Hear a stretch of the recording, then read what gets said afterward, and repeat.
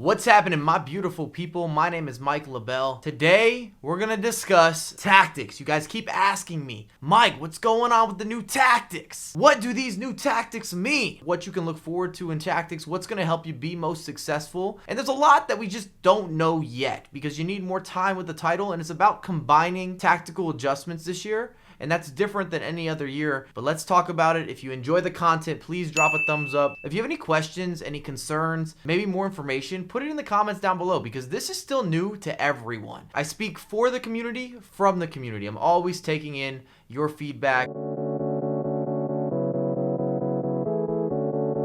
This is going to be one of those classic 3-point videos. And point number one, let's talk about what does defensive, balanced attacking, ultra attacking, what does that really mean? Because this has changed dramatically. In any of the past installments, the mentality mattered a lot in terms of how far forward your players were going to be or how far were they going to sit back, and then you combined it with custom tactics and you had your way of creating havoc and pressure or sitting back and parking the bus. That's not the case now. Basically, mentalities are just hotkeys. And if you don't know what a hotkey is, it stands for something and it activates it. It's very common to have hotkeys if you ever played Warcraft or Starcraft or any of the real-time strategy video games. The reason I'm saying all this is because you're going to set up game plans, and that's where you're able to switch between mentalities, which allows you to change formations and also the tactics and instructions and just everything that deals with that formation change that's being done on the fly is now associated with a mentality. But you could have your most offensive mentality be technically defensive. It's just a form of labeling your switches.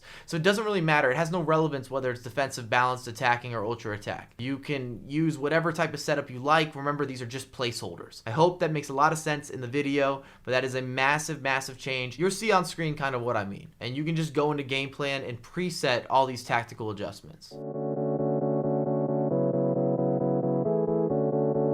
Number two, the key to success this year is going to be building a team that is balanced in multiple formations and multiple tactics. So you have personnel that can play a 4-1-2-1-2, that could also play a 4-2-4, or maybe they could play a 3-5-2. If you needed to make these changes on the fly based on what you're seeing on the pitch, it can be a massive advantage if you have multiple formations that you've mastered and you have the correct personnel and you know how to utilize them in order to be able to adjust on the fly. This is the first year we've ever had this feature. I'm telling you right now, it's going to be a difference maker, balance and squad building more than ever.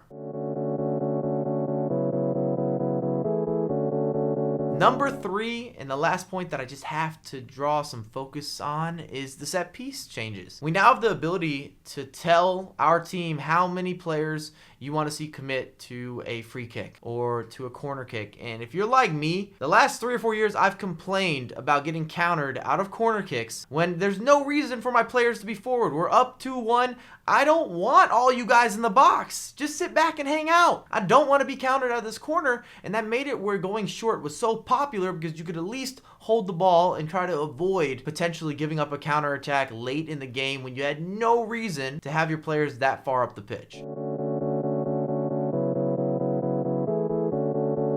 I want to discuss the new defensive styles and then also the new offensive styles, and we're going to start with pressuring on a heavy touch. And something that EA's done a good job thus far in FIFA 19 is they're very forthcoming. They're very straightforward. They're telling you, what is this supposed to do? And it's very obvious with width, with depth, and these different defensive styles compared to previous installments where you needed a custom tactics tutorial explaining what does everything do. And it always felt as if it was up for debate, the combination of custom tactics and what they really did and how you played and what was going to maximize your gameplay. I like this a lot. Pressure after possession loss, because I've always preached when you lose the ball is the best time to win it back. And a lot of football organizations, big clubs, small clubs, they definitely use this approach to defending. I support this as a new tactic because your players aren't going to get burnt out, but it still allows you to have additional pressure and to win the ball back quickly. Constant pressure is what I'm expecting to see used and abused if you're chasing a game or if you have a super team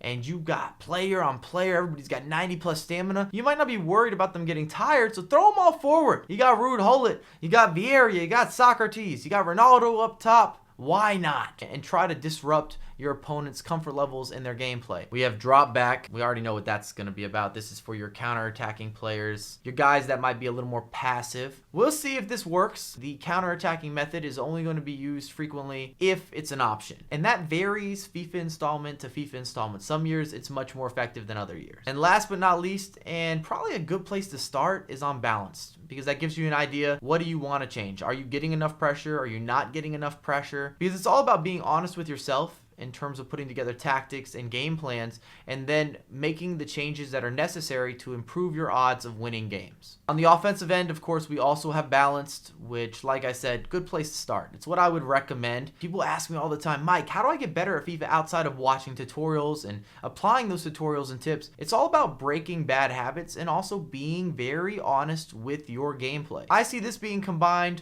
with drop back defense, long ball offense, and people are looking for that dirty counterattack to Aubameyang. I don't know if it'll be effective or not, but if I'm that type of player, that's what I'm thinking. I don't recommend it. I don't like people that play like that. Fast build-up would be your classic counterattack, tiki-taka player, at least off of first impression. And I would think that your players should also be kind of narrow, so your width should be at a lower number because you want to be able to ping it around. And when I think possession, I'm thinking players are showing for the ball constantly. A lot of pass and move. Still has maybe a tiki-taka feel, but you don't have a problem going backwards or side to side. It's always going to be something for the patient player, but possession matters in FIFA every single installment. If you enjoyed it, please drop a thumbs up. Subscribe if you're brand new to the channel. I'm happy to have all of you here. I salute you. Until next time, peace. Why not try to get involved? Why not try to get it all? Why not, baby? Why not? You should try out. You might like the ball. Why not take me away from these hoes? Why not try to be part of the show? I was ready to do